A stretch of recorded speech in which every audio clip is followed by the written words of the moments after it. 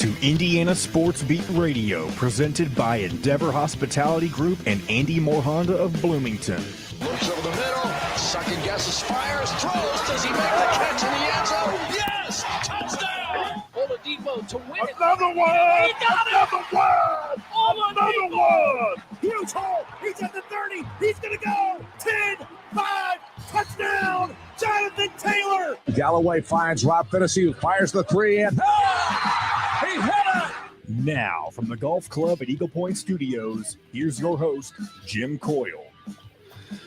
Hello, sports fans. Welcome to another edition of Indiana Sports Beat Radio, coming to you from high atop the 18th fairway here at the Golf Club at Eagle Point Studios. Heard on great stations like 97.7 ESPN, The Rap in Evansville, WPRO Marengo, and around the world on YouTube, where you should subscribe and hit that like button right now to never miss a show. Brought to you, of course, by AndyMooreHonda.com, where you will always find the best deals on new and used vehicles. And Endeavor Hospitality's Wow Club. Go to your Apple app or Google App Store right now. Sign up, start earning Wow rewards today to places like BB's Market, home of the best selection of custom meats and in-house made products, along with a full in-house bakery. You can find us there each and every Friday, live like tomorrow, where I will have my chili on display. I'm Jim Coyle, of course, my co-host Dustin Schutte. Thanks a lot for joining us today. Another big one. Yeah, I'm gonna have my chili ready to go tomorrow, baby. He's got the. It's like you're getting ready to quick trigger it, man. You got the duel going on. She got the. Yeah. I like it. You got to have like a ladle and like a pepper shaker or something. Get one of them holsters. Oh, yeah. There you go. With all the seasonings. Oh, yeah. Well, I do have do I still have that holster? I believe so. So, yeah, welcome aboard. How's everybody doing? Not such a great day today weather-wise, as I looked out the Golf Club at Eagle Point Studios window. First day that we don't see a ton of nothing but sun out there. And that was a chilly little rain I felt. I stepped out. I'm like, oh, was not expecting that. But 94, I should have. The reason I wasn't expecting it is because simply I hadn't looked at the weather forecast. As I look down, it says 94%. Pretty strong. pretty strong there. So, I don't know where you are. Hopefully the sun is shining, though. But, yeah, that felt like a chilly. It's supposed to get up to 76 degrees today. Wow. That's going to be an accomplishment from what I felt when I walked out. But, yeah. And then, of course, tomorrow, the high is going to be 61 in Bloomington. Ooh, and on Saturday for the homecoming football game with Michigan, the high is going to be about 59. So what it's going to be at noon probably won't be that. No, probably close to it. So it's probably going to be in the mid-50s with sunshine. Football weather, right? That's perfect football weather. Mid-50s to mid-60s is how I like to watch football. It would have been nicer if it was, if you're going to do the slide down to the 60s. But, of course, our weather, we have to jump in increments of 40 degrees at a time. We don't like to just do things close. No. But how's everybody doing? Looking forward for another great show. Matt Taylor, looking forward to Matt joining us from the Colts. Kyler Staley from thehoosier.com and Chris Denari from Voice of the Pacers. I was looking at on the Hoosier, there's a Alec Lasley's got a new piece out regarding Liam McNeely breaking his Indiana official visit down. I'm sure you'll want to go there and read that, thehoosier.com. Class of 2024 top 30 wing Liam McNeely, Mount Verde Academy and Drive Nation AU program, took his official visit to Indiana last weekend, his first official visit. So that is there and available. Man, it is last night, the lone football game, Central Florida and SMU, which was tight for a good portion of the first half. Yep. Well, it was the entire first half. I was going to say, I left to do something. I did not watch the remainder of the game, and I just saw the final score, 41-19. It was 10-10, I think, the last time.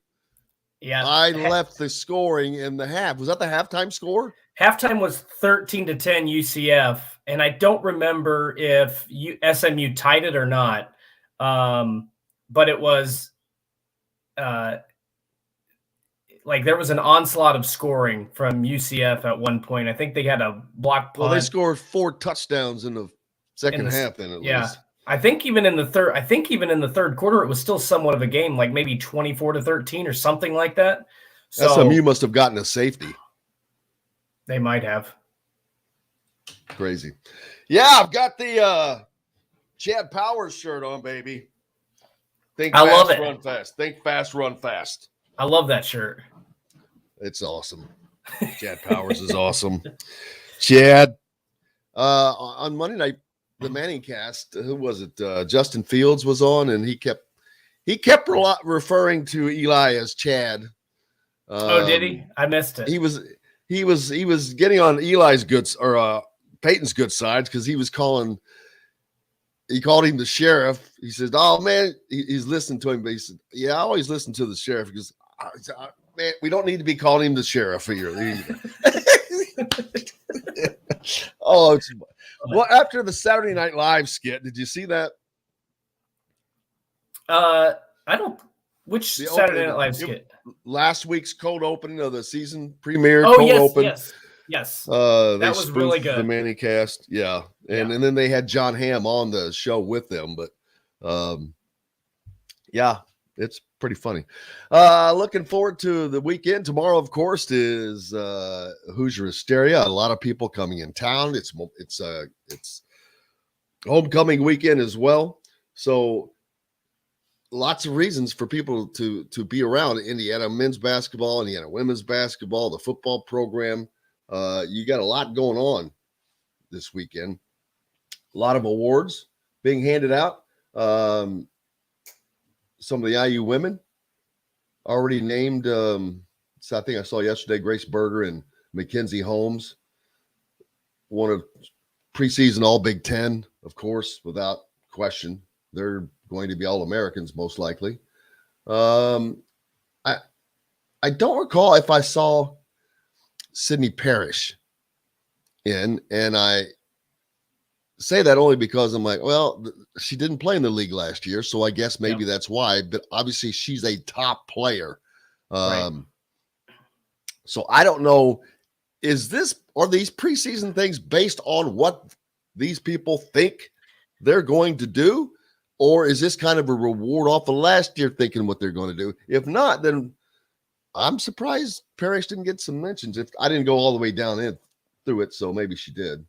Well, it's a good question. I think it's a little bit of both because I've seen on the men's side where incoming freshmen are sometimes named preseason All-Americans or All-Conference, and it's like, how do you know how their game's going to translate to college? So I think a little bit of it can be rewarding based off of what they did the previous season. A little bit of it is some prognostication and assuming what you're going to see from certain players. I don't know in this case, but I mean, it'll be interesting. It gives you, I mean, not that you need any more fuel, but it could definitely give her a little bit of added motivation throughout the season to prove that she belongs on that list. They've got the firepower, man. Pick second in the conference, though. Behind Iowa. Iowa. Okay. I was going to say maybe Maryland or Michigan. Caitlin Clark. I thought that girl was gone, man. Oh, no, she's still around. How is she? I feel like she was just a sophomore last year. I could be wrong on that. Oh, my. That would be bad. I didn't say. She was voted as preseason player of the year. Yeah. She, I mean, Iowa has done her and the Megan Gustafson. They've had just a run of really talented women's basketball players there at Iowa. They've done a fantastic job recruiting, developing. But I think I don't know that Indiana has a player quite as talented as she is, but Terry Morton's done an excellent job building that program up. So it's going to be fun to watch. 7 straight 20-plus win seasons. Wow. 7. That's pretty good. That's in 8 years and 4 NCAA tournament appearances. So Wow. It would have been a 5th, and it would have been a 5th if COVID didn't keep them out of that year. Right. So that includes a COVID year. So, yeah, I'd say. Looking for big things from them. So congratulations, and looking forward to their season. But and you'll get to see all of them tomorrow evening if you're heading up. I know a lot of people are. How's everybody doing?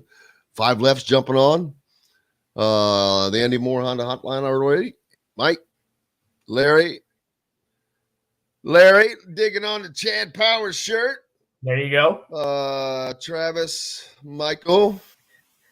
Heath back on already. No. Asking, should IU Hoops fans panic that they have gotten 0 commits lately? No. Absolutely not. Because, for one, they're not just looking for recruits. They're looking for certain recruits, specific recruits. And some of those kids are taking their time, which is fine. Indiana's got other things going on. I don't know that you always want your entire recruiting class locked up before the season, unless it's the one you wanted. Sure. But and no, the answer to the question is absolutely right. not. But the caveat to that question is Indiana still hasn't won anything yet. Mm-hmm. Everything's looking good. Everything's heading in the right direction. I think everything is nothing but positive. But, and I don't mean this as a negative, but they haven't won anything. Right. And that's what the kids see. The kids that aren't from Indiana, that have no relation to Indiana, they don't care about a lot of the other stuff. Winning, baby. And this season is, I think some people want to see, is this all fluff talk? What can Indiana do this year? I think this is going to be a pivotal year for recruiting in Indiana, though. Yeah, I think so too. And the other thing I always think about when it comes to basketball recruiting is you don't usually see a lot of the same. Like, to me, the recruits take a little bit more of their time making a decision. They get all their visits in. You don't see a lot of decommitments and then flips. I mean, you see it occasionally, but not like you see on the football side. There's a little bit more patience with basketball recruits. Maybe you want some of those kids to be locked up just so you know that who you're bringing in. But I wouldn't. I don't think I would say panic. Indiana does want to start getting some of those high-level recruits that they've targeted. But like you've kept saying, Jim, it's all about winning. If you have a strong season, then those recruits will come. Maybe not in this class, but in the future classes, you're going to start to get more interest from the top tier talent. So this is going to be a huge year. If Indiana takes that next step and is competitive in the Big Ten title race, if they have a strong showing in March Madness, then the recruiting is going to take care of itself because Indiana is doing all the other things correctly to land those players. Yes, and that's, like I said, not a concern. Plus, I think that they kind of, I don't want to say passed on. They got in late, like Bobby said. Was it Bobby? Yeah. They just last year was a staff together was their first year. Yeah. Okay. A lot of those other coaches have been talking to a lot of these players prior to this. So a lot of catching up, a lot of laying groundwork for future, like with Brian Walsh. The work he's been doing with Trent Sisley, the work that they're doing with Jalen Harrelson. Those guys are 25 guys. They're going to land the guys. They're going to land their guys. So plenty more. Hey, we got lots more coming up here. Dustin Schutte's with me from outsider.com. Of course, Matt Taylor from the Colts expected to be along. Kyler Staley from the Hoosier.com. Chris Denari. Plenty more. And we've got you, most importantly. And we'll talk about beer sales. Sean points out tomorrow night, beer sales at Assembly Hall. Or is that a question? If so, this may be one hell of a party. Doors open at 6 and show starts at 7. That gives everyone 1 hour to break the seal. Good question, man. Are they going to sell beer tomorrow night? That's a great question, Sean, because you got the concert. We'll be back. Maybe the answer, maybe you're not. Returning after this, brought to you by our good friends at BB's, where you can find us live tomorrow. Stop in, have breakfast, enjoy the show. BB's is full of nothing but incredible, great meats. The greatest in-house made products, a full-size bakery, sit-down place to eat. Just a wonderful place. So stop by, join us. We're back with more Indiana Sports Beat Radio right after this. We'll be right back to the Golf Club at Eagle Point Studios for more Indiana Sports Beat Radio with Jim Coyle, presented by Endeavor Hospitality Group and Andy Moore Honda of Bloomington. Whether you're visiting... Chris, if it wasn't obvious already, Dustin is not hitting the road. He would have been here already. Yeah. Oh, they did hire Adams? I did not know that was confirmed. So Cincinnati has hired Adams. Who's Adams? Is it somebody that has already had close relations with them or something? That would be an affirmative yes. Affirmative. Absolutely affirmative.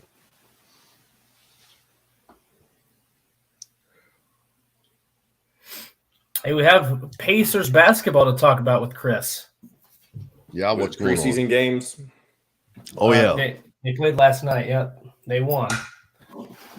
What's more pointless, preseason NBA or preseason NFL? Preseason NFL. Probably.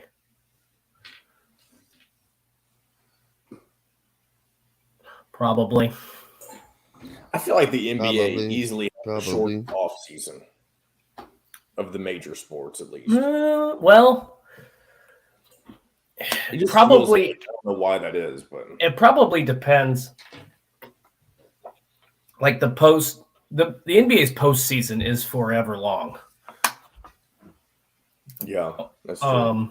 Like I don't know. That's a good question. Now, baseball, I guess it depends on if you consider spring training to be the off season. Because the NBA ends in June, and so July, August, September, basically 3 months off. 3.5 months. Yeah, maybe 4 because it's mid-June and then mid-August. But you can also include the summer league. We were talking about the summer league a lot this year. Oh yeah, that's true. Yep, true. Summer league. Yeah, I mean, there's really no off season for any major sport anymore. By the true definition. All right, here we go. Hoosier.com is where you can find complete coverage of Indiana basketball, football, and plenty more. Simply go to thehoosier.com and sign up. It's free. You can also find full episodes of Indiana Sports Beat Radio on the homepage or on the station every week, Monday through Friday. If we're not on a station where you live, we should be. Ask for Indiana Sports Beat Radio.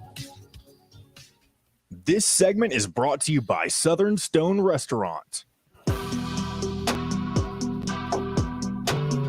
Now back to the Golf Club at Eagle Point Studios for more Indiana Sports Beat Radio with Jim Coyle, presented by Endeavor Hospitality Group and Andy Moore Honda of Bloomington. Welcome back, Indiana Sports Beat Radio, coming to you from the Golf Club at Eagle Point Studios. Hope everyone's having a dry and warm day. It is neither of those here. Brought to you by our good friends at Southern Stone Restaurant, located on Patterson and Rogers in Bloomington. Trying their heritage, tied in the Southern Fair. It is, I didn't get to go by the coach's show last night, and I had planned on going there and was so disappointed because I was looking forward to eating at Southern Stone. I love eating there once a week. And another reason I was disappointed is because I had planned on going from there to the soccer game. I'm going to blame Scott Laskowski. I had my schedule set, and he just messed it up. No. in a good way. In a good way. But IU would go on to win that game last night. Match, I should say. So congratulations to that's a nice win. Was Notre Dame ranked? I've not looked at that, but that is always a good match. It's always a great rivalry, friendly rivalry, but a great rivalry within not only within the state, but just Notre Dame's in the ACC, baby. The ACC is, I don't know. I guess they have become the from a conference standpoint. Yeah, they've got to be the best conference soccer, right? I mean, they've got Wake Forest, Duke, North Carolina always has great programs, but it's not just them. There's a lot of smaller conferences that in soccer. Yeah. But a few years ago, Indiana lost to Marshall. That still aggravates me, not from a fan standpoint, but Marshall, their team that year, 10 of their 11 starters were foreigners. 10 of 11. They were all transfers. Okay. I called that a bought win. I mean, that's just it drove me nuts. Where are they now? I would say the ACC also used to be when you had Maryland in there, but now, I mean, Maryland and Indiana are two of the better soccer programs too. So I don't think the Big Ten is comparable, but those two teams are up there.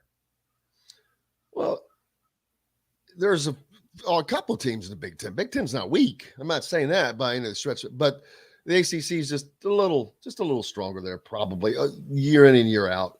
I think there's more programs that are consistent.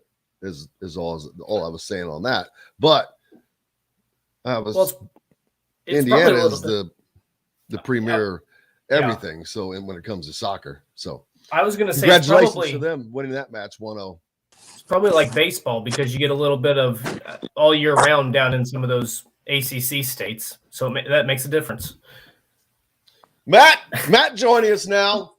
Matt, welcome to the program. You're talking to Dustin Schutte and Chad Powers here. Think fast, run fast, baby. Oh, that's awesome. Oh, my God. That's legit right there, my friend. Where did you score Straight up. And then I can, put this on. I'm ready to try out. I wonder if I could get a tryout next year, Dustin. Maybe kicker, something holder. There you go. That would be. I would love to see that sort of tryout or that whatever you would call that, like at the combine. Just go for it. See if they let you on the field. I couldn't do it at a high school. Forget college where Chad Powers was and where Matt is at the ultimate level. I couldn't do it at a high school. I don't know that I could maybe do it at a junior high. There you go. I think I could still muscle those junior high kids out, Matt.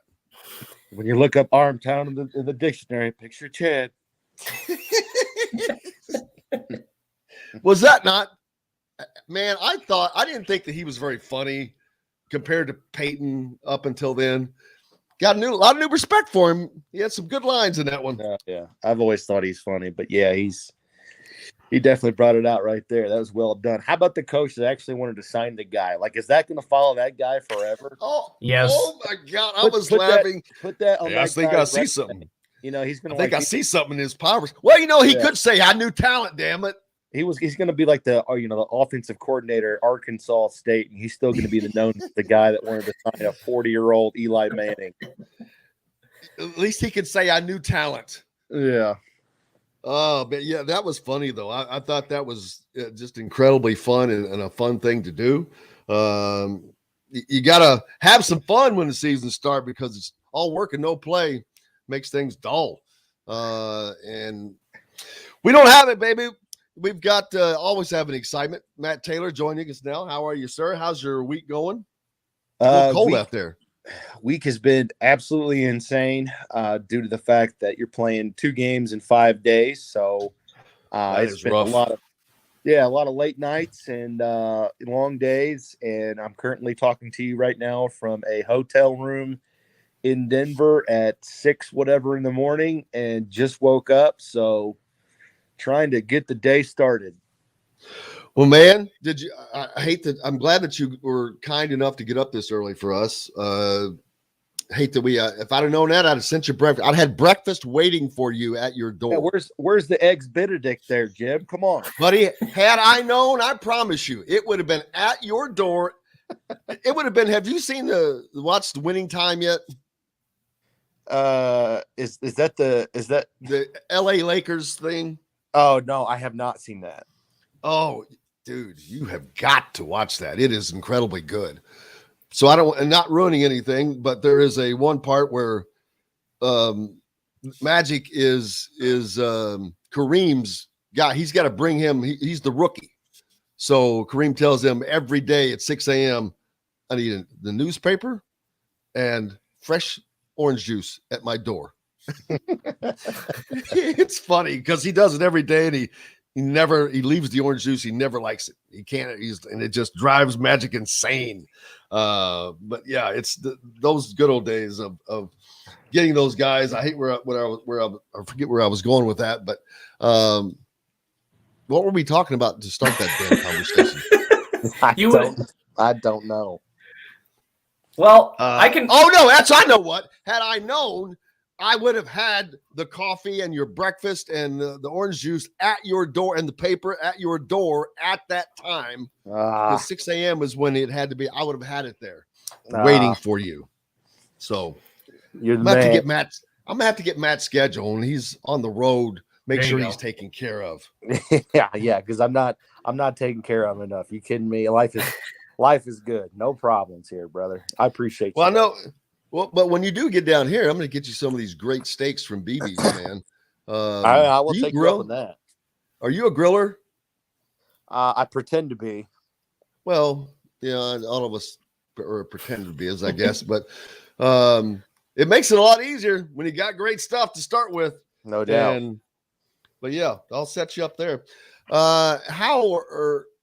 You talk about that short turnaround, and how is that for you? I mean, I know how it is, but talk about the difficulties and the things as a broadcaster that you have to do with that short turnaround, because so much work goes in to every game, because it's not just memorizing names, people. It's statistics, it's trends, it's the coaches, it's the opposing players where they are now, because you could have studied them 2 months ago, and well, that's changed now. The season's already underway. Sure. How difficult is it for you to have to make that quick turnaround? I'm not comparing it to the team, but it's a tough deal. Well, I mean, listen, it's all about perspective, right? I mean, essentially you're trying to do 6 days worth of work and preparation into about 2.5, 3. And really you've got today to, right. You've got, most of the morning and the afternoon to continue to work and get ready for the game, because it's a night game tonight. But yeah, it's about knowing what's important for the game that day. And you do have to know the roster. You've got to memorize the players' names and numbers and colleges, but you have to know what I always say. You have to know, who is important today. Why does this matter today? And you have to know those storylines, and you have to know, those numbers, if you will. So it's just all about like your preparation materials, that you can spend time on throughout the course of a week. You've got to get all that done in half the time. And that takes time. And, I'm a very, diligent and thorough, game preparer, if you will. And so like I said, it just makes for a lot of late nights and long days, because there's just not enough hours in the day, 9 to 5, if you will, to get everything done. Plus we're still doing the same amount of content for the for the broadcast with the pregame shows and the weekly shows. We still had a Monday show, a Tuesday show, a Wednesday show. So those things didn't go away on a short week. So it's just balancing time. It's just budgeting your time. You've got to be, a real pro as far as that, because this game matters just like all the other ones, but it comes much quicker than a Sunday game, Sunday to Sunday game. That being said, it's, like I said, it's my homework is different than, other people's homework. So it's really a labor of love. I don't complain about it. It's tough, but I've been through it plenty of times before. You just have, it's coming, right? It's coming. And actually, like the 2 or 3 weeks before this Thursday night game, I'll start asking myself, at the end of the day, what did I do today to help myself for Thursday night football? Because you've got to get ahead of it. If you're not ahead of it, man, then you're really sunk. So, this is my 11th year getting ready for a Thursday night game. So you sort of know what's coming. You build a rhythm, you build a routine, and those things sort of help get you through it. One thing, go ahead, Dustin. Well, I was going to ask, about tonight's game, Matt. You go back a couple years, and I think if you would have seen a quarterback matchup between Matt Ryan and Russell Wilson, you would have expected somewhat of a shootout. But these are two teams right now that through the first 4 games really struggling offensively. I mean, do you think there's an adjustment period with both Russell Wilson, Matt Ryan, new teams, or what have you seen that both these offenses are struggling so far early in the season? Yeah, that's a great point. And yeah, if you would have said, hey, we're going to see Russell Wilson and Matt Ryan, you say, oh, this is probably like a NFC divisional game between the Falcons and the Seahawks, and now they're Broncos and Colts. So that in and of itself is a little bit bizarre. But you're talking about 2 of the most prolific quarterbacks of the last 10 plus years, and to see these offenses struggling the way that they are, the Colts averaging 14 points per game and the Broncos scoring just under 17 points per game. With these quarterbacks, it doesn't matter who's around them. These are the types of guys that can lift people up and still score a lot of points. So it is weird. It is unique to see, these players in this situation. And I think, yeah, you're talking about new teams, new situations, changing franchises after 10 plus years with their respective organizations in the NFC, now in the AFC, and a lot of injuries around them, at least going into this game. You talk about Thursday night, injuries are always a storyline going into any short week. And that's definitely the case this time with Javonte Williams being out. Randy Gregory is out on their defense. He's a Hamilton Southeastern product locally in Indianapolis. And then for the Colts, Jonathan Taylor's not going to play. Yep. This is his first career game that he has missed due to injury, probably dating back to like Pop high Warner. School. Yeah. Oh, yeah. So, I mean, if you go back and factor in Wisconsin and the NFL, those are the things that we can, definitively track in terms of games played. This is a streak of at least 74 games that he has played and has remained durable. And not only that, that at Wisconsin, he carried the load a lot. Oh, he had over 600 carries at Wisconsin. And then, with the Colts last year, 300 carries, and just has remained so durable. And quite frankly, I think the only reason he's not playing tonight is because it's a short week. I think if this were a Sunday game, he'd have enough time to get back and get right and get healthy. So that's what's unfortunate. So storyline going into this game is the Colts haven't been able to run the ball. And it's so bizarre because of Taylor, because of their offensive line. Why are they not able to get the push up front? Why are they not able to scheme up Jonathan Taylor? And he's not playing in this game. So then who do the Colts turn to if they need to run the ball in situational instances? Is it going to be Deion Jackson, who's a second-year player at a Duke, or the Colts could go for like the movie script line and bring up Phillip Lindsay, who's off the practice squad, who I should say is still on the practice squad. I think the Colts have until about 4 o'clock this afternoon Eastern time to make that move and bring him up. And, of course, we all know his story, right? The Denver native, went to high school out here, played at Colorado, undrafted free agent for the Broncos, and just sets the world on fire his first 2 years.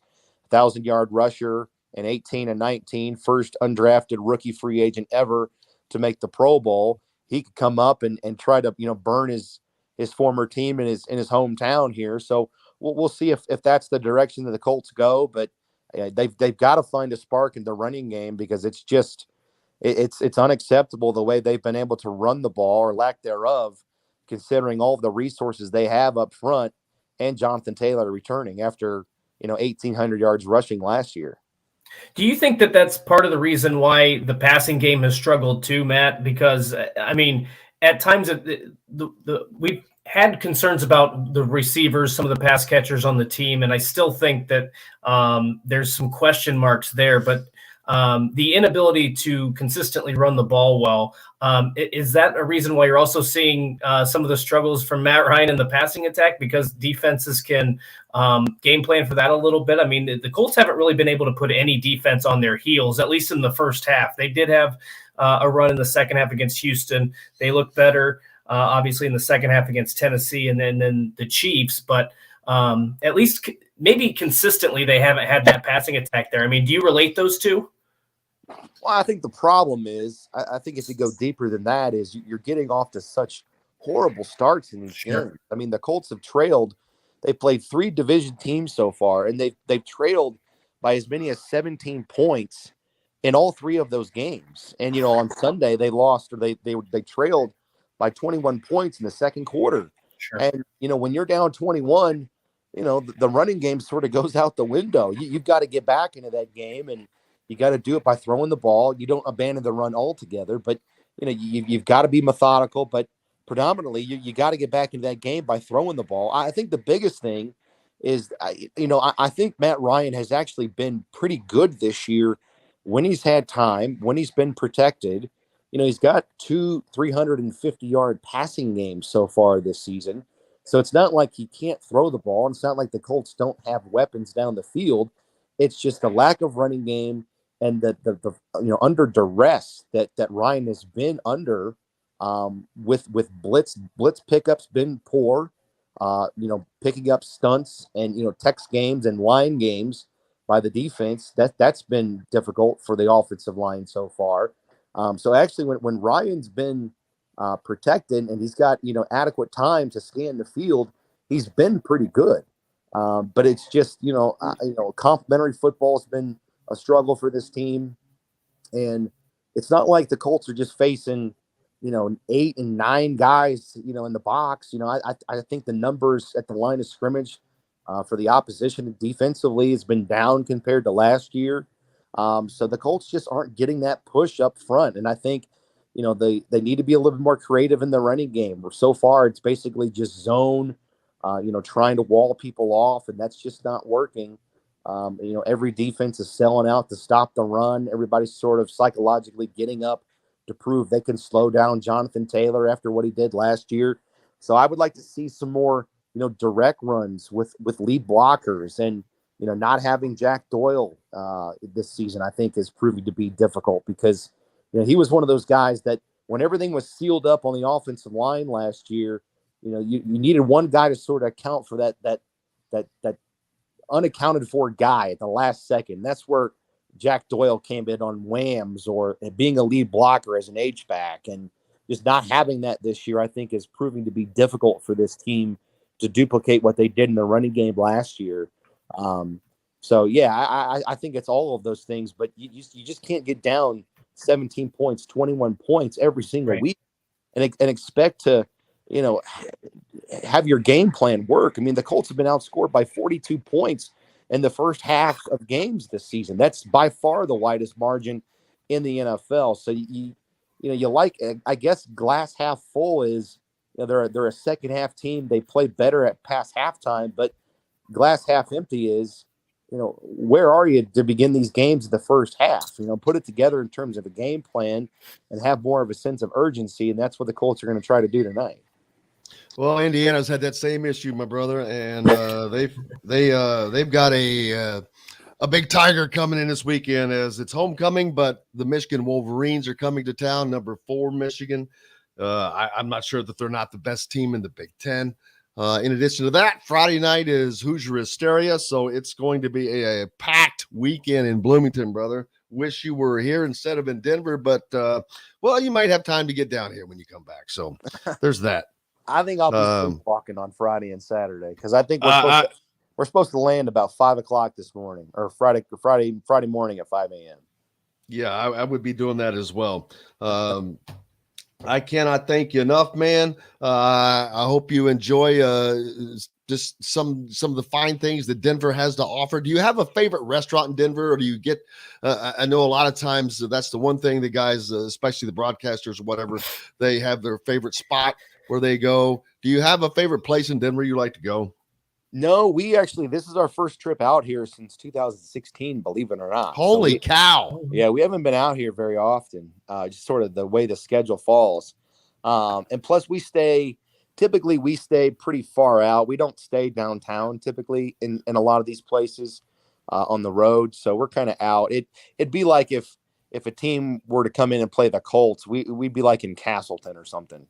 So we don't really have a chance. I mean, you could get a car and drive yourself, or, get an Uber and go wherever you want to go. But for me, I'm pretty chill. I like to, especially on the road, just kind of hunker down and, continue that game prep, and especially on a short week. So last night I pretty much just hung in the room, watched TV, and continued the game prep for tonight on a short week. So I'm pretty much the lamest guy you can talk to as far as that goes. No. There's a lot of granola out there in Denver, so I don't know if you're missing a whole lot. A lot of granola and some other fine, some herbs, natural herbs. Exactly. That's right.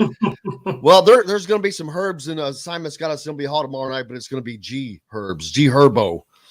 You know who G Herbo is? No idea. Same. None of us did either. He's. I'm not making fun. I'm just showing. He's performing it after Hoosier Hysteria. Yeah, that's it. Tomorrow night. So the kids are all bumping, baby. They're bumping. But, brother, I'm going to let you go so you can get back to it. I cannot tell you much. I appreciate you. Thank you so much for getting up early out in Denver. Matt Taylor is the greatest. We already knew that. But, man, we appreciate you so much, buddy. Have a great broadcast. Good luck. And I see good things. I mean, it's shocker. See a good surprise tonight. No, there's no doubt. I mean, this team is right back where they were before the Kansas City game. And whatever you want to call it, right? You're winless in the division. You're going into game 5. You're banged up. You're not playing with your best player. You're right at a crossroads or a turning point or a fork in the road, whatever you want to call it. They're right back out there. And this season could go one of two ways. And I think that starts with tonight. So it's a huge game, no doubt. Buddy, thank you so much again. Have a great one. All right, man. See you. Thank you. Thank you. Matt Taylor joining us here on the program live from Denver ahead of tonight's NFL matchup between the Colts and the Broncos. Can't thank him enough for jumping on here. So got him so excited they sent the peeps after us. We've got lots more coming up here on Indiana Sports Beat, brought to you by our good friends, of course, from the WOW Club. Make sure you go to there and sign up today. Start earning WOW rewards. They're a sponsor of IU Athletics. They're going to have all kinds of things, giveaways that you develop through that. Sign up for that today. Back with more right after this. We'll be right back to the Golf Club at Eagle Point Studios for more Indiana Sports Beat Radio with Jim Coyle, presented by Endeavor Hospitality Group and Andy Moore Honda of Bloomington. Golfers, here's the deal. Oh, that hurts. Wow. Damn. What kind of a bet did you have that would have paid $8,000? That's great. By the way, John, we have some of our friends back. They were. I don't know. I took care of them. Oh, John, okay. Jim's got them. Cool. JB. Oh. Hunkering down. I'll be right back. Ooh. I do like that term, hunkering down. I bet you were sick. What did Wyatt say? I missed it. Oh, yeah. Did Darrington Page already commit? If he did overnight, I haven't seen it yet, but I've been doing other things this morning. That's kind of that's what he was referring to. Maybe not. We'll talk to Kyler Staley. I don't think he. No, he hasn't. I don't think he's coming to Indiana. Not. Remember the day when you said all three of those dudes were going to come to Indiana? I said that they could. Well, I didn't say that you said they would, but you thought that they all three could. Well, they could. I said you can get all three. You could, but that doesn't mean you're going to. I also did not know of the hometown relationship with my Maryland. Mm-hmm.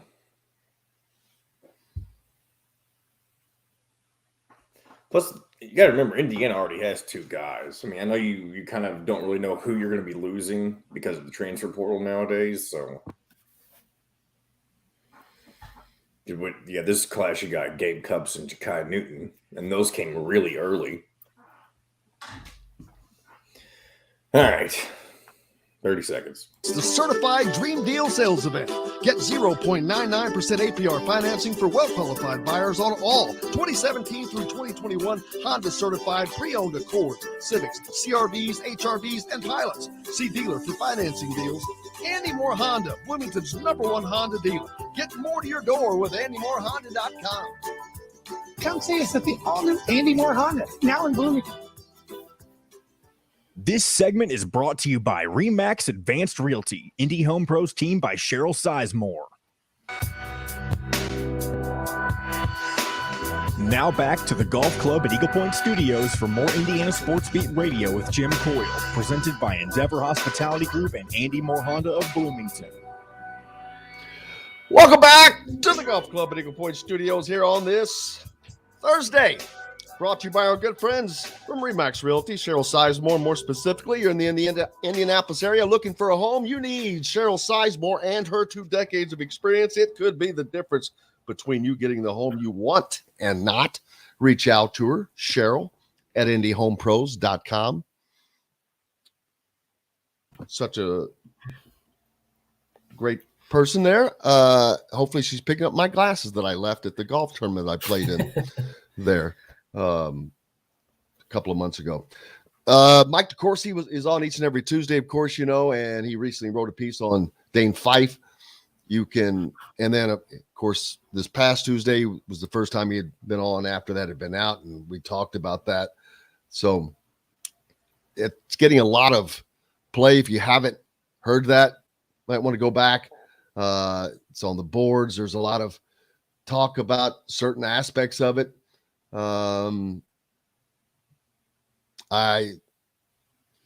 like it's causing still they're just questions. People just still have questions. Right. And they always will. They're saying, well, he was going around saying that. Do you have proof to that? I'm not saying he was or wasn't or did it. I mean, but allegations are not facts. Right. People lose sight of that. So I'm not taking the side either way. I'm not saying, like I said, I'm just saying, but go back and have a listen to it if you want. It's on the YouTube channel and easily findable. Some people are I'm on the Hoosier.com's premium board right now. And some people, one person thought that he painted himself as a victim. There was another part to where Woody had reportedly put a time in the window of retiring thing. I don't know that was, he talked about he was offered to have that in waiting, put in his contract, of which he declined. There's, questions about the timeline and whether all that stuff. But at the end of the day, both sides are behind a not going to talk about it thing. Right. So, and you know what's always interesting about this is it would be hard, I think, for a player who was, I don't know if beloved is the right word, but we'll just use that as a placeholder, to come back to his alma mater. I mean, look at what happened with Scott Frost. This is on the football side, but look at what happened with Scott Frost and Paul Christ. It's got to be incredibly difficult, because now it maybe to some taints your image, your legacy a little bit. I mean, I think in time it'll probably go by the wayside and people won't care as much. It's just, it was so odd how everything went down that people want more information, and you're probably not going to get it. And there's always going to be, two sides to every story. So how much are you, or 3 or 4 or 5? Three sides to every story. Always three sides, man. Well, there you go. Three sides. 3 sides to every story. I got the analogy wrong. Their side, his side, and the truth. Right. So, I mean, I don't know. It makes me wonder, Dane had always been rumored as somebody that they thought Indiana was going to target as a head coach or an assistant coach, and maybe there was some reluctance there to come back for something, because, something like this. He was afraid something like this might happen. I don't know. It would be extremely difficult, I think, to try to go back to your alma mater, as tempting as it might be, and go from, I don't want to say, I don't think it's as serious as from beloved, from hero to villain or anything like that, but maybe you're not painted in the same light as you were before. Hey, make sure you hit that like button if you're watching or listening on YouTube, and sign up, subscribe, so you don't miss an episode. We appreciate it. We'll talk more about this with Kyler Staley from the Hoosier.com when he joins us.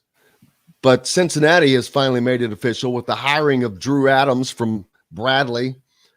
Who's Drew Adams from Bradley going to Cincinnati, and why do you care? Well, Drew Adams is the brother of Mark Adams, who is the coach of the Indy Heat 16U team, who coached Flory Badunga all of last year. And that relationship has long been established. Not saying that that's set in stone, but I think that you heard Alec say a week ago, you've heard me say that, I told, who was it? I told that, Badunga, it was Dustin DePirac on Monday's show about Flory. I said, don't worry, Flory's going to Cincinnati. And that was before this had happened. So, but they just announced the hiring of Drew Adams as associate AD for men's basketball. So I'm not sure what that position is. But they got him there. They got him a position. They opened up. Is that like finding a position? Is that a Thad Matta position? But there's a difference between this one and the Thad Matta one, because this brings great treasure with it. Right. Where the Thad Matta situation was it was Indiana being courteous to a guy who had wanted to be the head coach, but because of health reasons was not able to be. Right. And took care of him. This is, you see this typically more on the football side, and that sometimes coaches can find, analyst jobs, staff jobs for well-connected people. So I don't think it's uncommon. I'm not saying it's against the rules or anything. It's not all that uncommon, but this one's a little bit closer to home because of the recruiting process, because of the ties and all that. So very interesting. It's all very, very, very interesting. Well, this is Flory Badunga is from the Congo, first of all. It's not like he hasn't been playing basketball for all that long, if you want to be truthful. Mm-hmm. And he doesn't have this long years of knowing this. And now with all the change that has happened in his short time in the game has changed more in his few years of playing basketball than it has in the last 50 years probably. So that's odd that the game has gone through more transformation while he's just now learning it than it did the entire time of him and his next two generations before him. Looks like we got to take a break. Up next is Kyler Staley. We'll talk more about that. We're brought to you by our good friends at Barbara Pop Real Estate Services. If you're down in Louisville, Southern Indiana, Floyd, Clark, Harrison, Scott counties, all down through there, you need Barbara Pop Real Estate Services. They have served that community for 3 decades and are the best choice to getting you into the home you want to be in. Reach out to Barbara at barbarapop.com, or Matt Lincoln, Matt at barbarapop.com. We're back with Kyler Staley from thehoosier.com right after this. We'll be right back to the Golf Club at Eagle Point Studios for more Indiana Sports Beat Radio with Jim Coyle, presented by Endeavor Hospitality Group and Andy Moore Honda of Bloomington. Andy Moore Honda is... What up? Hey, Kyler. He's back. Oh, yeah, we didn't have him last week. Yeah. I had to make a trip up to Lafayette for work. So... was unavailable. Good old Lafayette, home of the Wabash River. John, hey John. Looking at views on the analytics, it just cracks me up. On October 3rd, what day is that? October 5th. Is that when? No, that's the second. day. No, the 4th was when you did Mike DeCourcy. What is that? What is that about? I don't understand these charts all the time. I'll have to take a look at it. I don't know what you're talking about right now. Kyler, let's see. Hoosier Hysteria, Tamar Bates. Yeah. And Flory Badunga. Yeah, we could talk about. I heard you talk about Cincinnati a little bit before. Flory Badunga. By the way, else? Mark is the father of Drew. You said, brother. Yeah, I said that. Yeah. Damn it! As soon as I saw, I was like, "Damn it!"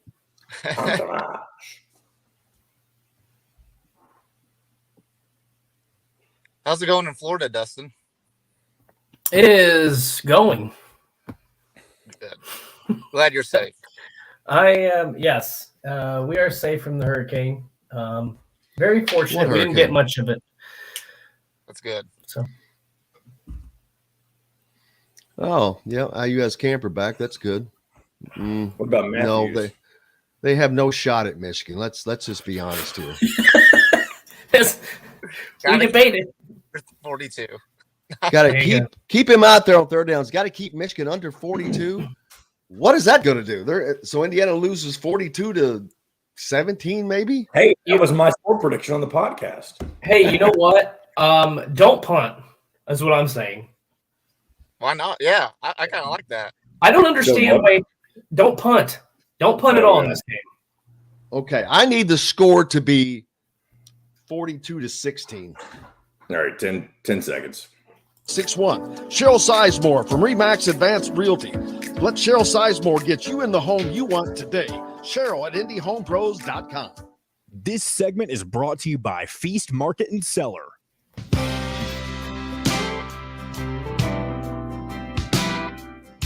Now back to the Golf Club at Eagle Point Studios for more Indiana Sports Beat Radio with Jim Coyle, presented by Endeavor Hospitality Group and Andy Moore Honda of Bloomington. Welcome back, Indiana Sports Beat Radio, coming to you here on this Thursday. Kyler Staley joining us from thehoosier.com, and if you do not have a subscription, you should, to keep up to date on all the recruiting news and information for the Hoosiers. And that's only $8 a month, so inexpensive, baby. Kyler Staley, how are you, sir? I'm doing good. It's good to be back. Hope you guys are doing well. Just like, man, if I was any better, I'd be Dustin. Florida. Well, there's that. But plenty to talk about basketball-wise. You've got Hoosier Hysteria tomorrow night. You've got a piece out on Tamar Bates. I know Alec has a piece out on Tamar Bates. and Cincinnati officially hires Mark Adams, or Drew Adams. He is the son of Mark. Earlier I said brothers, but Mark is Drew's father. But as an associate AD of basketball, what position does he have there? I mean, the way I look at it is more of kind of like an assistant AD position. You see a lot of those like at the high school level and things like that. This was kind of like a Thad Matta situation, I'm thinking. Yeah, I actually think it is. You know, you could see him kind of on the bench, you know, kind of in a role that Thad Matta was in. But the reason I'm saying this is because I think IU was just being kind to Thad, and maybe thinking, you know, that, hey, maybe this could help Woody as well. Because I don't think that was Woody's idea. I don't think that Dane was Woody's idea because he didn't make those hires. And but anyway, my point being, they just wanted Cincinnati just wanted to get Mark Adams in a position on the basketball staff of any kind because it brings, allegedly, it's going to bring a great treasure with it. Yep. So obviously that treasure is Flory Badunga, the 2024 Phenom big man. Yeah, so if people aren't aware, Mark Adams was or is the Indiana Elite Director, which Flory Badunga does play for them, and he was also the coach for Flory Badunga this year. So, you know, at the start when Flory came in, there was always that Adams connection there. You know, Drew comes from Bradley. You know, there was talk Flory Badunga is going to Bradley. But, you know, as Adams has kind of moved around, he's moved to Cincinnati now. I mean, I would say probably right now it's about a 75% chance you're going to see Flory Badunga. As a Cincinnati Bearcat. I mean, Wes Miller's done a fantastic job recruiting wise. You know, he's got Griffith coming in. He's got Edrin James' son just committed a couple days ago there. You know, Jizzy. You got to say Jizzy James. Is it Jizzy or is it Jizzle? Oh, it's Jizzle James. That's right. Jizzle James. I can't. Jizzy James. It used to be my favorite rap artist. I forgot. Jizzle James. I think that's before my time. He's made up. Oh. That's my rap name. Okay. My first name is James. So there you go. I'm gonna start on you. So anyway, yeah. So yeah, Flory Badunga. I mean, it's seemingly right now a lock. Not to say that Indiana and other schools aren't going to stay active. You know, obviously Flory Badunga is coming into Hoosier Hysteria tomorrow on an unofficial visit. He'll be part of that loaded group of kids that Indiana's recruiting that's going to be there. But, you know, as of right now give us a quick list of that. Yeah. So you've got guys like Trent Sisley, like I mentioned, Flory Badunga, Riley Burgess, who's been on a few visits to Indiana so far, Trey McKinney, 2025 guard, EJ Walker, Caleb Williams, who's actually going to be there for a official visit. I think he's the only one out of that group that's there for official. And then Jonathan Powell was a recent name. He's going to be there for a visit. He plays with Gabe Cupps at Centerville. And then speaking of Gabe Cupps, him and Ja'Kai Newton, the two 2023s for IU, they're going to be there as well. There might be a few more names that I'm missing, but I mean, just reading off those kids' names, I mean, that's a list right there. That's eight. I've never, that's on the higher side that I can recall. No, Jalen Harrelson. He's spent a lot of time at Indiana already, but yeah, he's actually at a USA team camp. And I think Denver, I think that's where it's at. So, you know, unfortunately the times just kind of mixed in, but you know, obviously he's got to go do what he needs to do out there. I mean, that's a big honor for him to be one of the few 2025s that's going to be participating in that camp. Tamar Bates, you have a piece out right now about him, and he is a question for all of us. Alex got a piece out as well. And that basically comes down to, is he not the missing link, but a missing link for this Indiana team? Is his improvement? Is this going to be there? What improvement? How much improvement? How is that going to play out in all of that? But Tamar Bates is one of those guys that much is expected. There's improvement from him expected. The expectations on him are as probably, I'd say, as high as anybody on that team coming back for growth.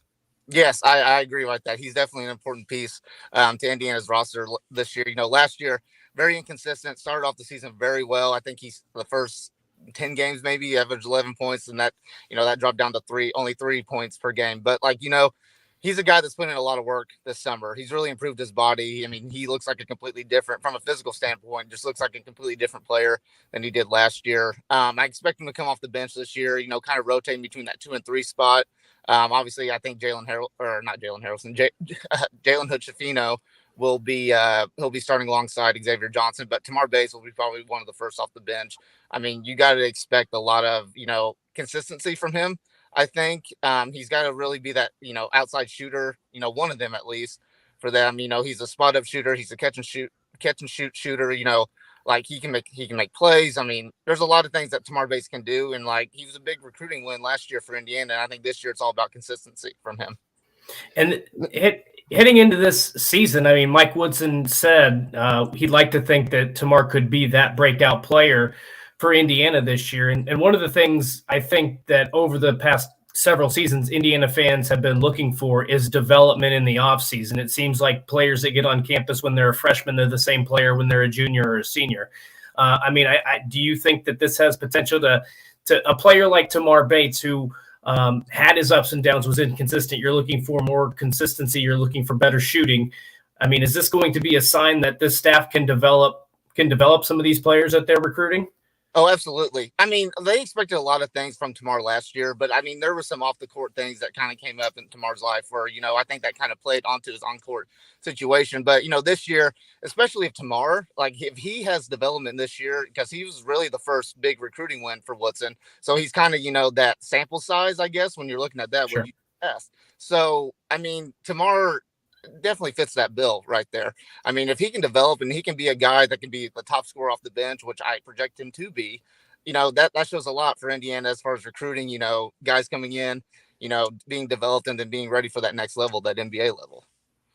Yeah, he's a guy that I don't know, could Mike Woodson has shown that he likes to stick with like the starting lineup.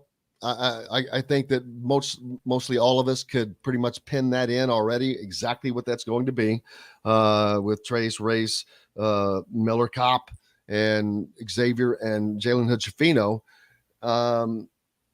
Is it possible that Tamar could work himself into a starting position? I know that maybe that's not important because maybe it's important that he is the star coming off the bench leading a second unit where this year that is more is expected of as well. You've also got Jordan Geronimo and the alleged improvement of Logan Duncombe, Malik Reynaud.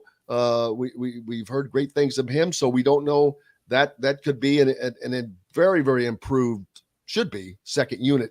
But hopefully you're not sending a second unit. I don't like, you can't send in a unit. It's got to be mixed in. Yeah, and like to answer your question, can he become in the starting lineup? Absolutely. I think you look at two different spots where if there's signs of struggle, Miller Kopp, that's another guy that's, seemingly on a short leash when it comes to Indiana. I think, if Miller Kopp were to struggle the first half of the season, I think Tamar comes in and he takes that starting spot and Woodson rolls in with a 3-guard lineup. And then, if Jalen Hood-Schifino, which I don't think is going to happen, I know if he struggles at the Big Ten level, we'll see how he kind of develops going through the season. He's only a freshman, but he's also a 5-star freshman and he's very mature for his age and, the way he plays basketball. But I think that's two areas that you would watch for Tamar potentially starting. But, at the end of the day, not important. If he's starting, it's about whoever finishes the game. Tamar could be one of those guys that finishes the game this year. And here's something that I think is going to be interesting in this season. I'd like to get your perspective, Kyler. I feel like Indiana has the depth where they can have their go-to starting lineup, but they can make adjustments as needed in terms of who their opponent is, who's playing well. They can ride the hot hand a little bit. Do you think Mike Woodson would be willing to mix up that starting lineup throughout the course of a season, depending on opponent, depending on how guys are playing? Or do you think he's going to stick with primarily a pet starting 5 or whatever you want to call it, a primary starting 5? What are your thoughts on that? So initially, I think Mike Woodson's going to stick with that starting 5, what Jim just kind of named off with. Just from what I saw last year. Now, obviously, he had to adjust the starting 5 a few times this year for player expansion, or last year for player suspensions, things like that. But I also think Woodson's smart enough to know if Indiana is struggling, especially the first half of the season, and he feels like, the starting unit has to be adjusted. I mean, I think he will. But I think as of right now, I look at Woodson kind of sticking with that starting 5 of Kopp, Race and Trace, Hutchefino and Xavier Johnson to see how that works out. It all comes down to if Indiana's going to struggle. I mean, I don't project him to, but we'll just see with that. But Woodson, I think he'll do what's necessary, what's best for the team. Yeah, I think that, and I've said this, Miller Kopp he's very relaxed. I think last year was a kind of a pressure situation for him. He was, I don't know. He's playing at Northwestern is not playing in Assembly Hall a lot. And when things weren't going well, I think he started pressing and it didn't work. And I think part of that was the pressure of Indiana needing someone so badly to be a shooter, and it was not coming from anyone. I don't think that that's going to be a problem this year. I don't think that they need to rely or going to need to rely on the 3-point shot. And as long as you're just efficient, they're going to be fine. I think that will hopefully trickle down to Miller Kopp, maybe loosen him up a little bit. Maybe he can hit a few more shots, but maybe this offense is not built for his 3-point shooting. I don't know what it is. But if Tamar Bates comes in and starts hitting, I don't know. It's going to be hard to keep him out of the starting lineup. I know people say it doesn't matter who starts and who finishes, but it kind of does, because that sets a tone on who your best players are and who you want on the floor most of the time. Yeah, and talking with Miller Kopp, I expect a big change from last year with his game. Like you said, he does seem more relaxed, but he also seems a lot more confident. And Woodson's even kind of mentioned that, Miller Kopp, he's got a lot of pressure. He came in last season. He was supposed to be that outside shooter that Indiana desperately needed. Obviously it didn't work out. It wasn't efficient enough. But I think this year, he's even talked about it. Miller Kopp's like, if I'm open, I'm not going to hesitate. I'm shooting the ball. That just shows his confidence right there. And he's also, kind of developed his body a little bit more. He's a little bit stronger. And what people kind of, overlook a little bit, he's a really good wing defender. He was, towards the end of the season, he was one of their best perimeter defenders, I thought, on the team. But as far as shooting this year, that's a big thing. He doesn't have as much pressure, I don't think, this year because of the guys that they brought in. And, the development of Xavier Johnson shooting from behind the arc. Jalen Hutchefino, he's very capable of shooting from behind the arc. Miller Kopp's I think he's going to play a lot looser this year. And I think he's going to be a lot more confident. I expect big things from Miller Kopp this year. We'll certainly find out. Make sure you go to thehoosier.com to catch all those pieces that are up right now. Plans for tomorrow at Hoosier Hysteria, man. What are you expecting? It's going to be a fun event. It's good to see those guys, especially when it comes down to the scrimmages and the 3-point contest and the dunk contest. I believe they're still having. But it's going to be a fun time to see this team kind of for the first time. Who wins the 3-point shooting contest? Grace. I'll tell you what, Dustin Schutte, I'll take Grace Berger. All right. No, I'll take the girls. You could have the guys. Me? Okay. Are we, Dustin? Are we wagering on this? Is there some sort of hell yes? Oh hell yes, absolutely. I think I made the wiser choice, Kyler. What are your thoughts now that he's agreed to? Well, you know what we have. I will. First off, I'll agree to it, but I didn't have a choice in this. Well, I gave you the guys. I thought that was the better thing to do. Well, have you seen them shoot? I haven't seen the girl. I haven't seen the girl shoot. I didn't go into this blind because we don't know if they shoot. Oh, there you go. So there's that. Kyler, we'll talk more about this bet in a minute. Kyler, what do you have coming up? So today we're actually speaking to Miller Kopp, available via Zoom. So we'll get a sense of how practice has been going, what to expect for Hoosier Hysteria, because we won't have the players available due to the G Herbo concert. So, and then, are you attending G Herbo, by the way? I am not. No, I don't think. Oh, no. You're not. He's exceeded the age limit. Yeah. I graduated in college in 2019. I think I'm over that. Not Miller Kopp, not only Miller Kopp, but is it Jalen that's going to be available with us today? We got an email that said it's just going to be Miller today. Oh, I didn't see that. So I've been busy. I've been doing the show. All right. So just Miller Kopp today. Cool. Well, man, make sure you check out Kyler Staley, everything at thehoosier.com. Give him a follow at Kyler Staley. Can't thank you enough. As always, appreciate you. We'll see you tomorrow night. Yep. See you guys. Appreciate you. We got lots more coming up. Chris Denari, the man with the plan, will join us up next. Brought to you by Matterworks Brewing Company, part of the WOW Club and the WOW Network. Make sure you go to your Apple App Store, Google Play Store, sign up, start earning WOW rewards today. Matterworks Brewing Company, located just off the square in Bloomington on 6th Street, catty corner from Cabello. They are infused with great love of beer, metal art, working, and a desire to be a part of the community. Back with more Dustin Schutte and Chris Denari right after this. We'll be right back to the Golf Club at Eagle Point Studios for more Indiana Sports Beat Radio with Jim Coyle, presented by Endeavor Hospitality Group and Andy Moore Honda of Bloomington. Hey, this is John. Hello, Mr. Chris. Hey, how are you guys? Great. Matt, I actually have a game. I actually will have a game to talk about. And I've already seen enough. 82-0 NBA championship. Getting my finals tickets. You sound like Mitchell Page at the beginning of Indiana football season. Mitchell was kidding. 120. So was Dustin. 122 Dustin's a points UK fan. With terrible 3-point shooting. Defense was outstanding all game long. I don't care that it's preseason. I'm fired up. Hey Dustin, while we're in break, go ahead and drop out and come back in because you're a little choppy. Yes, sir. Matt was kind enough. He got up at 6 a.m. in Denver and joined us. Oh, wow. That's awesome. I'll be honest with you. I'm shocked because with the short week, having to do that and coming off of that horrible loss, I'm surprised that it was not easy just to bail. Man. Yeah, we didn't hear from him the week after the Jacksonville loss.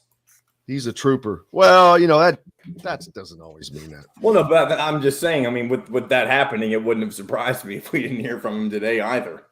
I wouldn't want to have wanted to do it. No. But Chris doesn't have that problem. No, well, I didn't join you last week because I was flushing toilets at Gamebridge Fieldhouse.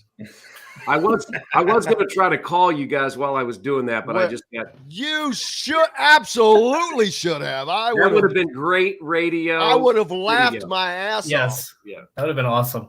Yeah. Here's Chris's walk-up music. Yeah. Did you guys call the game from Gamebridge last night? Not from Gamebridge. We called it from what's called Tupelo Honey, Raycom's studio here on 65th and Binford. It was basically a last minute production. Charlotte was not doing the game. The NBA wasn't happy because they want every game somehow up on League Pass. We weren't doing the game. So we put together a 4-camera show. That way Herb Simon could watch it out in Cali. And then the NBA took it and put it up on League Pass. And that's how I watched. Yeah. So and I didn't realize people in Indianapolis were watching it on League Pass too, and usually that can't happen. But here we go. Yours today. So it was very quick. This segment is brought to you by Courtroom Sports Grill in Bedford. Now back to the Golf Club at Eagle Point Studios for more Indiana Sports Beat Radio with Jim Coyle, presented by Endeavor Hospitality Group and Andy Moore Honda of Bloomington. Welcome back. Indiana Sports Beat Radio here on this Thursday, brought to you by Courtroom Sports Grill down in Bedford. Great place to catch a game, meet friends for lunch. Just go in and have a great bite to eat with a fresh new menu. Courtyard next to it. Joined now, speaking of Courtyard, joined now by Chris Denari, as fresh off of calling the game on the court as the Pacers underway. Dustin's excited. He was all fired up last night. He had his pom-poms out. He had his little cheerleader uniform on. I did. It was great. I broke out the NBA basketball. I was doing dribbling drills as I was watching the game. It was exciting. He thought he was Curly Neal down there trying to dribble around. People don't even know who that is. How are you doing, sir? I'm doing great. It was good. It was something put together very quickly last night. It was not something that Pacers TV had planned on doing. It was not on Bally Sports. The game was not televised by Charlotte, and so the NBA wants all of their games up. So we put together a telecast that really went direct to league pass, and that's how Dustin watched it. Our owner Herb Simon was able to watch it out in California, so it was good. Quinn and I, it was a great opportunity to see the team play. It was the last game that we will do not being there, because we will start traveling with the team this year for the first time since March of 2020. So as I told Quinn, it was sort of like old hat. We've done 90 plus games in the studio. We did another one last night, but it was good to see. It's good to talk basketball, and it's good to see that all the things that they've worked on through the first week and a half in training camp really paid off. I thought the defense was really strong.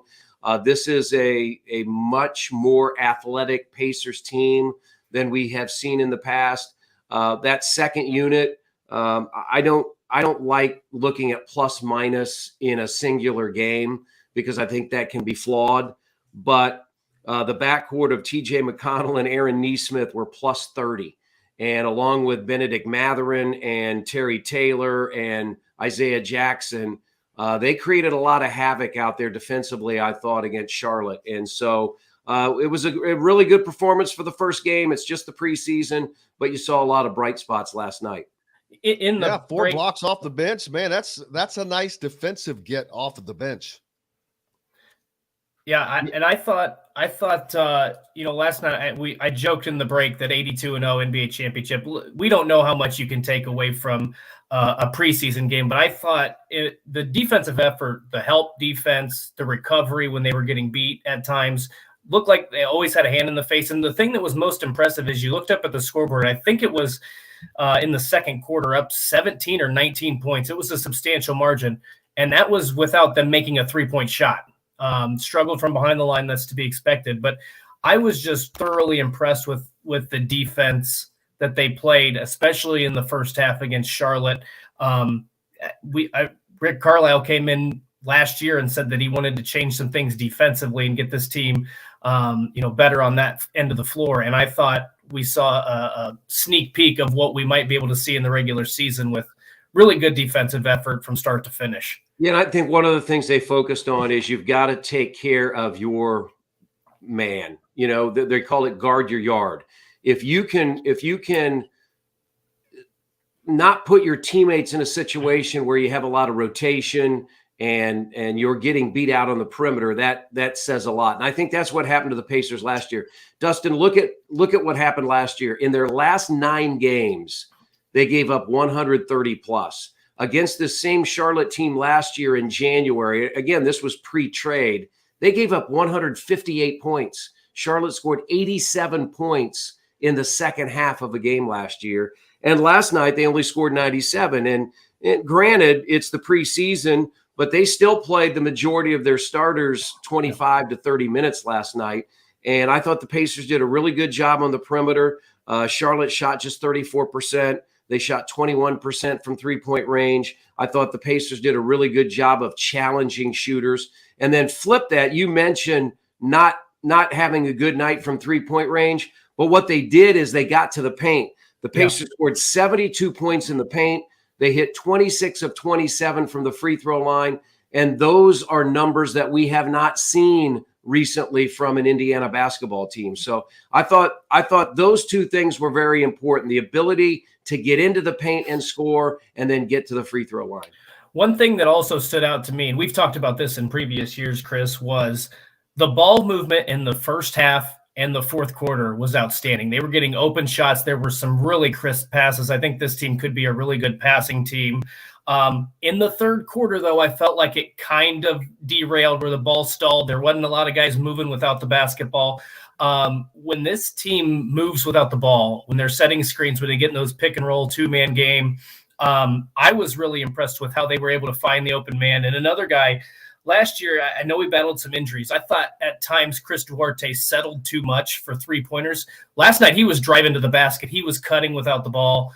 I think he's, again, limited sample size, but from what I saw last night, he looks like he's going to be a more active guy on the offensive side too, not just settling for those 3-point shots, but getting to the basket, drawing fouls, and setting some other guys up for some open shots. I agree with you. I think both Duarte and Mathurin can be good three-point shooters, but one of their great strengths is breaking you down on the dribble. And I think we saw that from Mathurin last night. He also got to the free throw line. He was 5 of 5. Duarte was 4 of 4. Let's look at the numbers. Miles Turner only played 18 minutes of the first half. They opted to rest him, but he had 12 points, 3 rebounds, 3 assists, and 2 blocks. That's a pretty good effort in 18 minutes. So, all in all, for the first night, it was I thought, a very strong effort.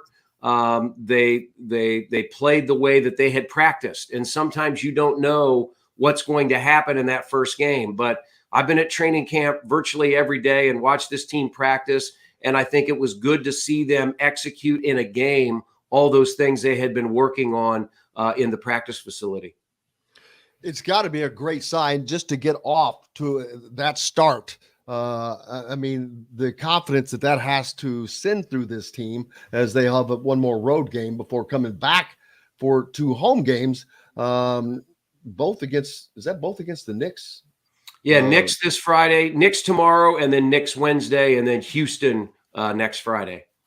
But just a great start, and especially with Mathurin, the guy out of the draft. So you're like, wow. So they're going to get production. They know that that they made the right decisions. Things are looking a lot better than they did right at the end of last year. Yeah, I think here's the thing too: is the plan is in place. That they're building around this young group, and they're all in on that. They know that there could be some definite tough times this year. But they're playing the long game, and they're playing the long game thinking that in the next couple of years, as you grow this young group, it's really going to pay off. And we talked about it last night, Quinn Buckner and I. If you look at what they've done, look at the draft this year. They got the number 6 pick, so a lottery pick, and they got the first pick of the second round in Andrew Nembhard out of Gonzaga. So there's 2 top 30 picks. Last year, they got 2 first-round picks. They got Duarte and Isaiah Jackson. And if you go 3 years deep, even though they didn't draft them, Tyrese Halliburton, Aaron Nesmith, and Jalen Smith were all lottery picks in the 2020 draft. So what the Pacers have been able to do the last 3 years, whether through trades or through the draft, those are 7 young players that are all 22 years of age and younger. And that's exactly what this team is trying to do, is build that way, that as they ascend over the next couple of years, you have grown this group together, and hopefully you will have the majority of those players going forward. And what I like to see too, Chris, was with that second unit and some of those younger guys in that rotation, we also saw TJ McConnell come back, and his patented 1 per game turnover that he creates in the backcourt after a made basket. I mean, it's unbelievable how I feel like there's some sort of streak we got to keep a watch on this week to see how many times, or this season, to see how many times he does that in a game. But back to being 100%, he looked like he can kind of control the offense there. He brings a new energy to that floor, and I feel like he can be. I know they used Miles Turner. Rick Carlisle did a majority of that second quarter with the second unit, but I feel like TJ McConnell is a great second unit type of leader. He's an experienced guy, and he can lead some of those younger guys, even though he's not the oldest. But he's a very vocal leader. He sets the tone with his play. I feel like having a guy like that in your second unit is key to getting production out of the rest of those guys. Yeah, I think when you look at that second unit with McConnell, I mean, he's just that energizer bunny. And and guys like Mathurin and Nesmith are going to feed off him.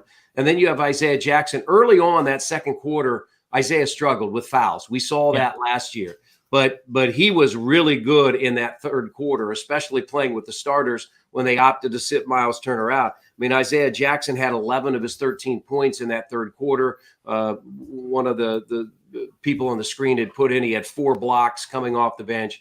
So it gives you, really some dynamic opportunities with these young bigs. Jalen Smith was good last night. He had 9 points in the first half. He was a little bit quiet in the second half.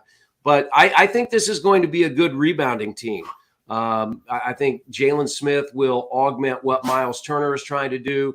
You've got Terry Taylor on the offensive end. He had, I think, 57% of his rebounds last year were on the offensive end. he is fitting into that second unit. So, yeah, just a lot of good signs last night. And, after 6 months of talking to you guys every Thursday about this and that, it's really good to talk about a game and break that down a little bit as we move forward.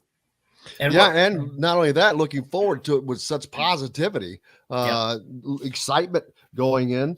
I know you're fired up, brother. You're ready to get going. I'm amped up. Well, I think here's the thing is you're going to see things every night that you don't necessarily expect. And I'm going to say this good or bad, because the Pacers have been very transparent in what they are trying to do. They are trying to build for the future. It's a reset, if you will, and they're resetting around this young talent. And I think it's going to be exciting to watch. Kevin Pritchard, met with the media a few weeks ago, and he said, look, I think we're going to have some really good wins this year, but we're probably also going to have some tough times just because of the youth of this team. But I think if you go around and you talk to fans, they understand what the Pacers are doing. They're appreciative of the transparency, and they want to see this group sort of grow organically together. Will you sprinkle in some new pieces next year and the year after? Sure. But I think you're looking at this core of young players, really led by Tyrese Halliburton, as the future of this franchise. And I think it's going to be really cool to watch this year. One of the things one of the things I was going to change something. You're good. One of the things I saw last night, Chris, and I'm sure you've already seen it, or maybe you were part of it, was they showed a video of when the Pacers dedicated some of those courts throughout Indianapolis. And I got to tell you that one of the funniest things I've seen is Tyrese Halliburton blocking the shot of a bunch of 7-year-olds so that they can't win a free jersey. That was one of the highlights to me. But a little Peyton Manning-esque. It was very Peyton Manning-esque. It was great. One last thing that I wanted to mention was I think you're right. The way I was going to describe it was kind of a feast or famine season. And what I mean is I think there's going to be times when you're really excited and you're really fired up to watch this team. And then there's going to be other times when that's going to be incredibly frustrating. You're going to throw something at your TV. But that's part of this whole process, right? That's part of learning. There's going to be some incredibly difficult moments. There's going to be some really high points. I know you mentioned that, but I think the thing that I'm looking forward to is the Pacers have never really gone through much of a rebuild in my lifetime. They've always been consistent. There's always been kind of this, we want to make the playoffs. We think we can make a run, but they haven't, other than those, 90s, early 2000s teams, and then the 2012, 14, 15 teams. This is kind of a new journey for the Pacers organizations to not just get to the playoffs, but say, you know what, we might take our lumps here this season, next season, but ultimately our goal is to be contender in the Eastern Conference and compete for an NBA championship. Yeah, they want to get back to the situation where you're like they were in 13-14. They were top 4 in the NBA 2 years in a row, played in the Eastern Conference Finals. And you can get caught up. Yes, you do want to make the playoffs. That's important to your fan base. It's important to your team. But it also can be frustrating when you're looking at, finishing 8th or 7th, because then it's pretty much stacked against you. It's going to be tough to get to where you want to go.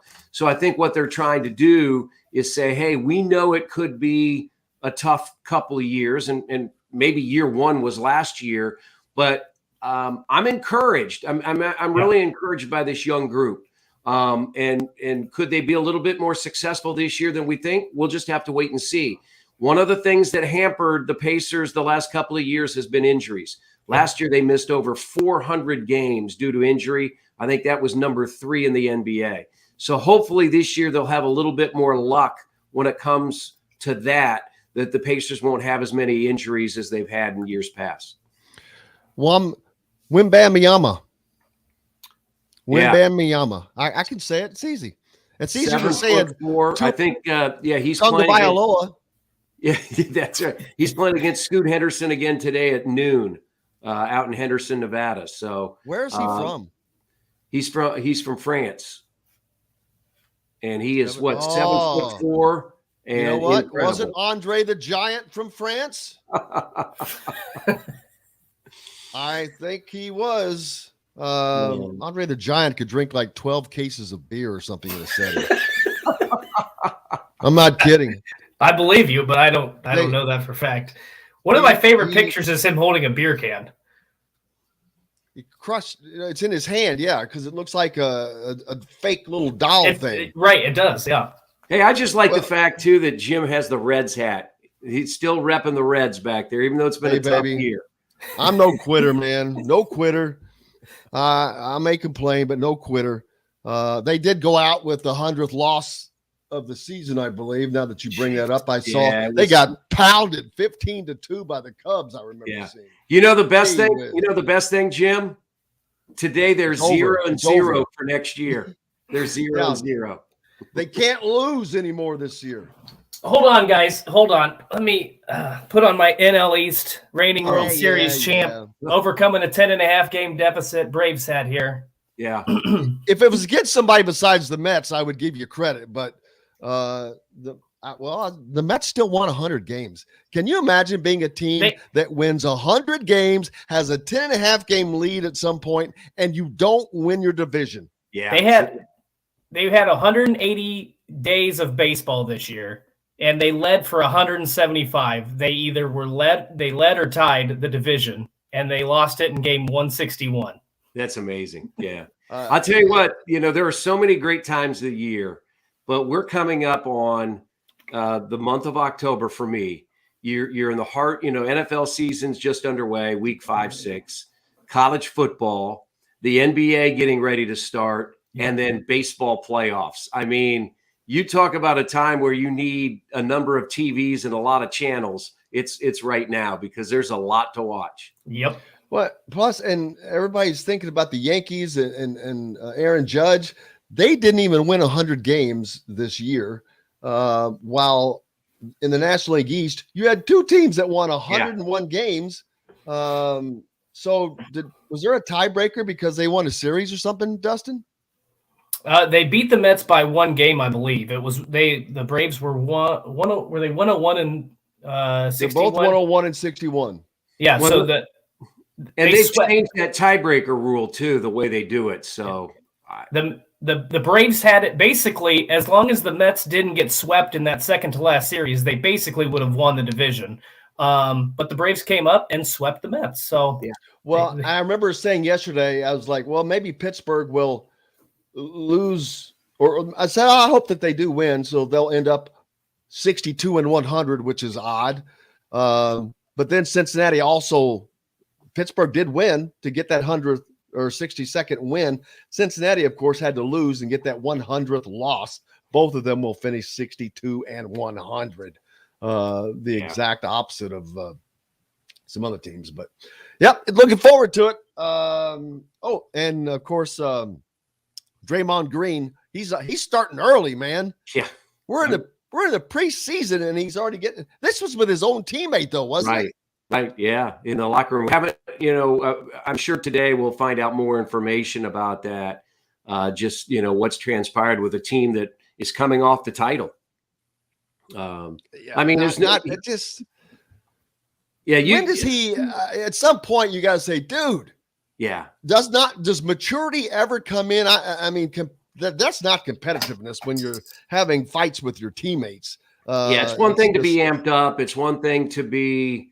There's a line that definitely you have to draw in the sand, and that'll be something to watch. It just reading it sounds like there will be disciplinary measures taken against Draymond Green from a team suspension or something like that. But it's never a good way to start the season, especially when you're the defending champs. Nope. Did you get the garden all put away? Everything's tucked. There's still some work to be done. There's still some work to be done, but I love this time of year. I mean, the leaves are turning, cool and crisp. Have the long sleeve on with the shorts. Yeah, this is a nice time of year. That is great. I want to tell you what. That is one of the funniest 6-minute videos that I've watched, and I think I heard that Omaha Productions is talking about doing a Chad Powers just like they've done Ted Lasso. I think Apple. Oh, nice. Would that be crazy? That would be awesome. Oh my goodness. I love that. Crazy? I love that. What is it? Run fast. Chad run. Run fast, think fast, or think fast, run fast. Think fast, run fast. Someone asked him who his coach was. Oh, my mom. My mom. She wasn't very smart, but she was a hell of a coach. I mean, that was a line he came up with on the snap like that. He was just funny. I want to tell you. I mean, when you then he started talking about himself in the third person. When you talk about the Mannings, and as you said, Peyton Manning on SNL when he was throwing footballs at kids. I mean, you're talking about two guys that each won 2 Super Bowls. So they have 4 Super Bowls between them, and their comedic element is off the charts. I mean, that is great. And Peyton the one has such great timing. It's yeah. I mean, he could really do it. I mean, one of the funniest things is when Eli, as Chad Powers, is talking to Peyton in the phone, and he starts talking third person, and Peyton goes, "Oh, you're going third person on me." Yes, I heard that. Oh, they're great. And I was earlier though. They had daggone it, it was basketball. Oh, it was Steph. No, it wasn't Steph Curry. It was Justin Fields, football player. But he's still enamored, with Peyton for some reason, and he must have did a camp with him or something. But he's like, "Did you listen to Peyton or just ignore him like I did most of the time?" He goes, "Oh man, I always listen to the sheriff." He's like, "Well, we don't need to be calling him the sheriff here." They're just it's when Peyton, greatest idea. When Peyton had Steph on the other night on the Manning cast, and he said, "Hey, you have an annoying little brother too, don't you?" Oh, I missed that. That is, I will not. I don't even bother watching the other part. And when the Mannings aren't on, I might or might not catch that football game. Well, and I mean, here's the thing: is if you're ESPN now, you've got Buck and Aikman who are really good. And then you've got the Mannings. I mean, on a Monday night, if you have both of them going, I'll go back and forth. Part of it depends on the game. If it's 2 teams that I really don't care that much about, I'm all in on the Manning cast. Yeah. If it's a game that I really am more interested in the game, then maybe I'll watch the game broadcast. That's what I've said. John too. Walton. That's like a John Walton or a Bill Walton situation. Yeah. For a lot of people, and I love listening to Bill Walton, but man, if it's a game I kind of need or want to watch, I don't want it to be Bill. But on the other hand, with the Mannings, I would still do it. I think I would be fine because I like Peyton is great because although he's involved in all the shenanigans, he's always got one eye on what's going on, what defense they're in, what offense they're in, and he's always the offensive guy. It doesn't matter what team. He just switches teams back and forth.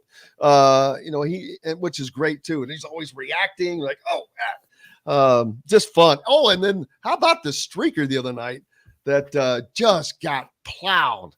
That was awesome. Yeah, and I guess the he's trying to file charges against the player. Good luck with that. Of course, yeah. Good luck with that. It's called trespassing. Right. Yeah. Good luck, brother. I can't thank you enough. Right. We're so happy to see you as always. Have fun. Look forward. Tell Quinn we said hello. We'll talk to you next week. Okay. Thanks, Dustin. Thanks, Jim. The great Chris Denari, the voice of the Indiana Pacers, joining us here on Indiana Sports Beat, as we're so very fortunate to have each and every week. Brought to you by Cabello Restaurant, part of the WOW Network. Make sure you go to the WOW Club and sign up. Start earning WOW rewards today. Cabello, located on the square, the north side there, former Grazie location. You can get the taste and greats of Southern Italian fare right here in Southern Indiana. Back with more Indiana Sports Beat Radio right after this. We'll be right back to the Golf Club at Eagle Point Studios for more Indiana Sports Beat Radio with Jim Coyle, presented by Endeavor Hospitality Group and Andy Moore Honda of Bloomington. Whether you're visiting.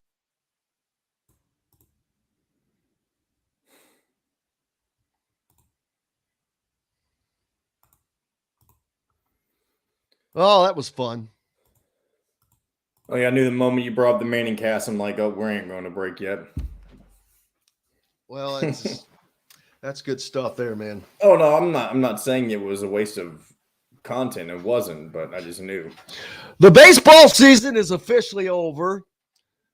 The Reds and the Pirates finish in a tie for last. at 162. 31 games back of first place, St. Louis. The Brewers, how about the Brewers? How many days were they in front of the division? They don't even make the freaking playoffs. I don't know. Well, we knew that all along. We knew whoever was going to win that division also grabbed the playoff spot. They were fighting Philadelphia. They just had to beat Was it Philadelphia. close? Yeah, fuck a game. Oh. Yeah. Philly's 87 and 75, and Milwaukee's 86 and 76. Oof. Brutal. And let's see. And guess what? What? They lost yesterday, and Philadelphia lost their last two. All Milwaukee had to do was win yesterday. Well, I don't know what the tiebreaker situation was for that. Well, I'm sure it would have been a unique one. It might have been. But how about the Dodgers have almost won 70% of their games. That's insane. What was their final win total? 111. So they didn't get the record. But What that's is the still record? insane. 112? I think it's I feel like it's 115. I feel like the Seattle Mariners won 115 under Lou Piniella. I could be wrong on that. Is that with Ken Griffey Jr.? Probably Ken Griffey, Randy Johnson. Hold on. MLB. Oh boy, I forgot about that. I forgot Lou Piniella was there. MLB record wins in the season. 2001, they won 116 games. All right, here we go. It's free. You can also find full episodes of Indiana Sports Beat Radio on the homepage or on the station every week, Monday through Friday. If we're not on a station where you live, we should be. Ask for Indiana Sports Beat Radio. This segment is brought to you by Bubba's 33 in Clarksville. Pizza, burgers, beer. Now back to the Golf Club at Eagle Point Studios for more Indiana Sports Beat Radio with Jim Coyle, presented by Endeavor Hospitality Group and Andy Moore Honda of Bloomington. Welcome back, Indiana Sports Beat Radio, coming to you here on this Thursday. Hope you're having a good one. It's all downhill from here, baby.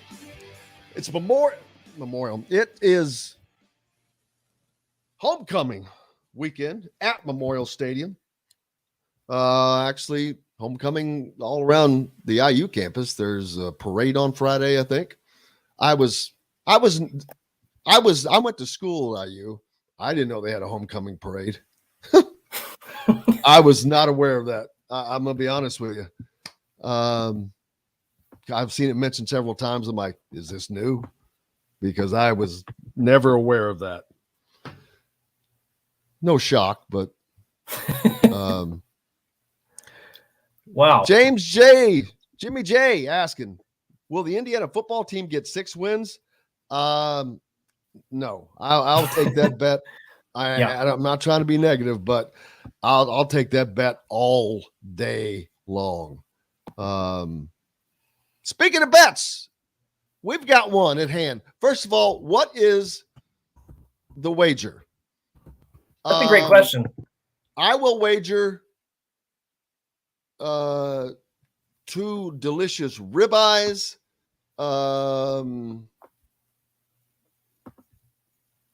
Ooh. I'll have to ship it to you, so maybe I'll make it 2 ribeyes, 2 chicken of some kind, great chicken. Oh, I had this sweet and spicy last night. It was awesome. 2 pork chops. So something like that.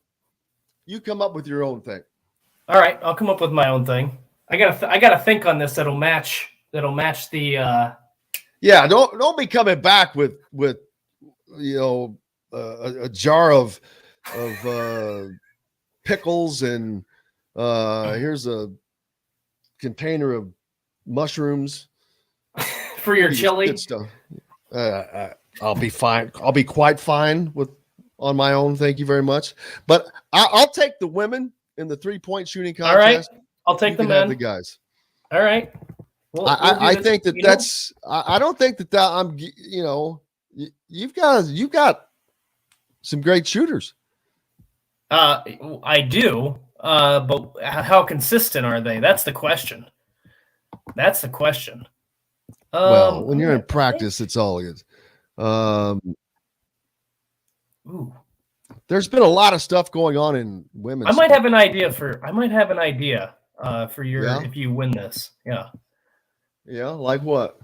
We'll have to compare pricing here, but outsider, we have cuts by Jay and Pat, and they do have steaks, hamburgers, different cuts of meat. We might be able to set up some sort of package. Got a package, yeah. Well, it's going to be fun. So at least we'll know soon. Yes, I haven't tried this, so maybe we do some sort of sampling here. John, I think you didn't you talk to DJ?